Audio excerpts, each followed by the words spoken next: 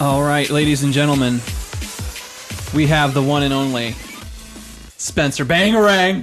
Bangarang. Speedo Spencer. Speedo Spencer. Is that your new nickname now? I mean, I guess. If you wear a Speedo for 2 months straight, you become Speedo Spencer. Which started when he went on tour with us, Five Knives and Warped Tour. Yep. And stuck all the years. Mm-hmm. So let's begin with...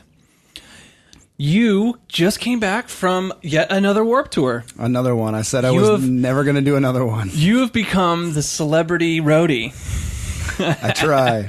As long as they keep paying me. I see your Instagram posts all the time, and I see people like tagging you in Instagram posts, and it's just like, man, you just always seem like you're just having the best time. Doing a job that doesn't look a lot of fun. You have to find a way to pass the time. That's for sure. So it's like there's anywhere from 100 to 200 merch people, and you got to stick out. You got to kill 12 hours a day. So why not do a Speedo and goof off and just have a good old time? Like, you got to make the best of it, you know? Yeah. Yeah. So how was it this last run? And who'd you do it for? Like, it was kind of in the middle of the Warped Tour this year, right? That you kind of jumped on. Yeah, I jumped on a week and a half in with a buddy of mine that I've done a couple other tours with, Watsky. He's a rapper based out of San Francisco, kind of a rapper poet. He started doing spoken word, started putting music to his poetry, and can rap. I mean, he's a phenomenal rapper. He can spit like crazy. Right on. But kind of like a nerdy fan base, and I mean that in a good way. You know, kind of like MC Chris's fan base. It's a very niche market, but hung out with him, and then we had another rapper named Futuristic that was in our crew as well. So, just hopped on a week and a half in. I got the phone call, and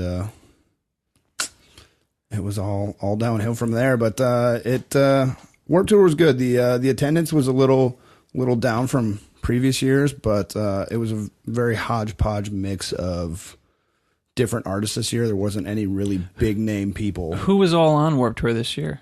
Some of the big ones were Attila, I Prevail, Anti-Flag. Anti-Flag. Ooh, yeah, wow. Which surprisingly not a huge crowd for them. Well, and so they're relatively, I mean, that was like during when I was... Yeah. Before I was a youngin', you know? Yeah. Guar, which was... Oh, yeah, I forgot about that. Oh, my God, Guar was part of Warped Tour this year. You could always tell when Guar got done playing, because just kids coming by and fake blood, all day long. I was like, Guar just got done. Was there a good crowd for Guar? Yeah. Guar had a huge crowd every day. They actually, they ended up having to, probably 2 weeks into the tour, make them the headliner, so to speak, every night, because they had so much production. Trying to move them over. Miles was in charge of them. Oh, man. So good old Miles. Yeah, fucking love Miles. He put his foot down, and he basically was like, no, we're just going to make them go last every night. And that way. That makes sense. Yeah. I mean, I can understand if every other band, kind of has the same equipment, and you can gauge like how long it takes between sets. And but with Guar, or a band like Guar, it's like I mean, they had lasers, fog machines, obviously the blood cannons, I think it was like the fake semen they shoot out, like all the weird stuff that they have. Like, that's not something you do in a 25-minute changeover by any means. So they had a whole semi just for their production. God, man. That's insanity. It's so insane to me that they're still as popular as they are. I mean, they've always just been this trajectory of like the crazy metal band and giant ogre suits spraying fake sperm on people. Yeah. And they've done that for like 25 years, maybe longer. Well, and it's, just seeing them every day, and like the amount of people who didn't know really who Guar was, but like just had heard through the grapevine that this is what they're going to. And then seeing the look on people's faces was phenomenal every day. Jeez, man. That's fucking crazy. I mean, so what were you in charge of? Like, were you in charge of merch, or? Yeah, okay. I was merch managing. So, we were on quote unquote one of the main stages.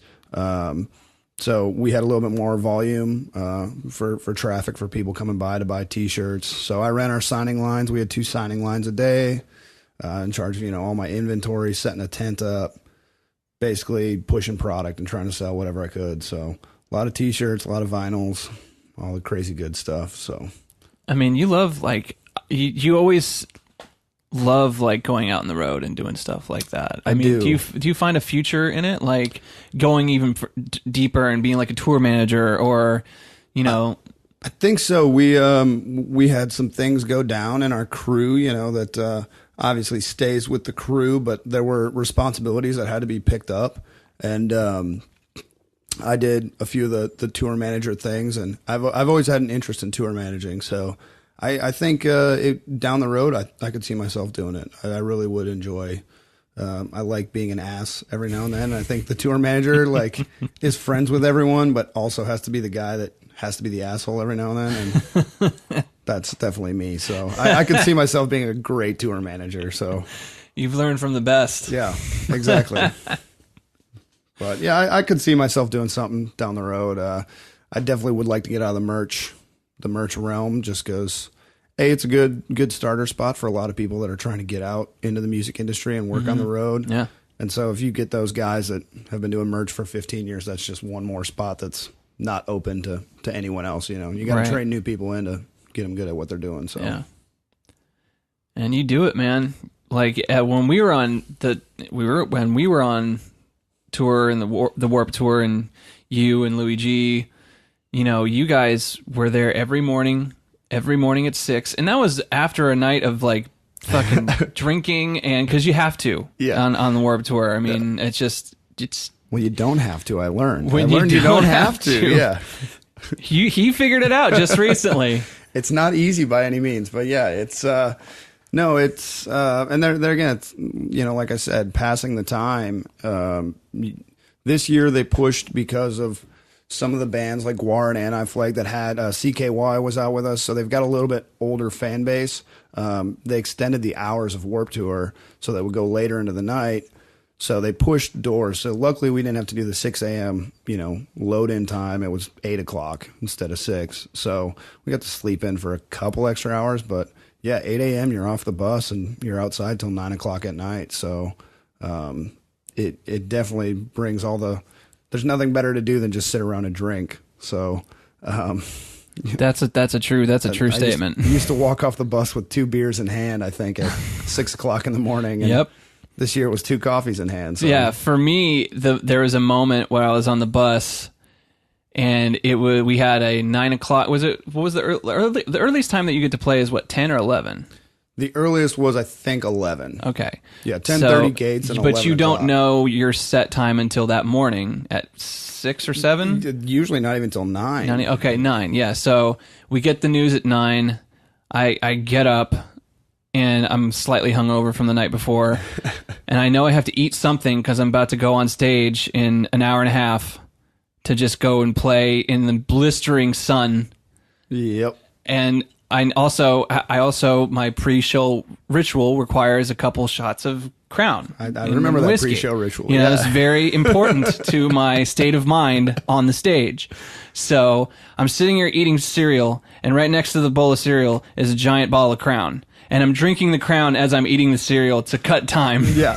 And then I'm sitting there multitasking, and I'm looking at I'm just trying to look at myself and be like, what the fuck is wrong with you?